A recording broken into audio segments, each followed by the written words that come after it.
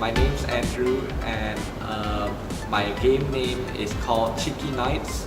And the main objective of the game is to fight a multiple wave of enemies, and also they come in random directions around the whole level.